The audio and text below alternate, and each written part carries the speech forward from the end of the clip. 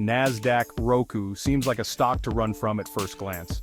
With shares down by over 85% since the heady days of 2021 and profits still to be delivered, it's hard to make a strong case for the company as a good investment. For one, Roku still commands a dominant position in the connected television market.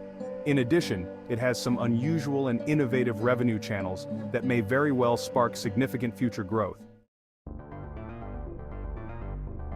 While most people know Roku for its streaming devices and smart TVs, the company actually generates a bulk of its top line from advertising.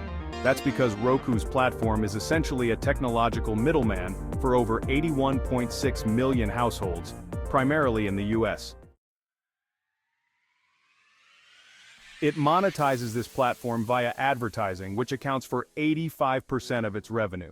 The business model works as follows. Brands pay to have content to be featured on Roku's home screens and screensavers. Another avenue is the Roku Channel, a free ad-supported streaming service.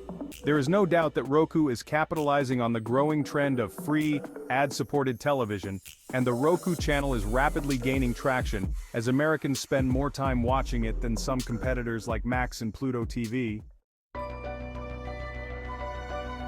Industry forecasts suggest the global free ad-supported TV business will mushroom from $7.6 billion in 2023 to $16.5 billion in 2029, with the US remaining the largest market. If those forecasts are right, Roku stands to benefit meaningfully. While Roku has fared poorly on the bottom line historically, analysts expect it to achieve profitability by 2027, with profits growing in 2028.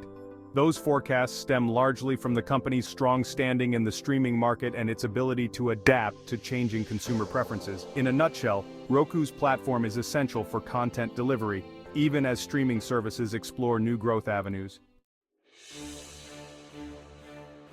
It can't be overlooked, however, that competition does lurk from companies like Vizio, which Walmart plans to acquire.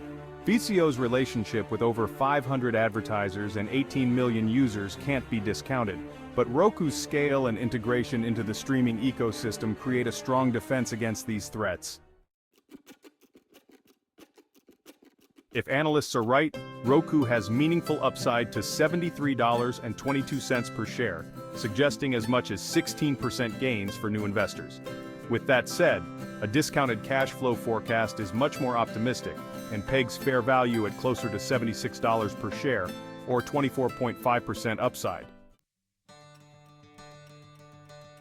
Given the company's dominant standing in the market and the near impossible challenge for rivals to dislodge it, the future is probably much brighter for shareholders than the market is pricing in.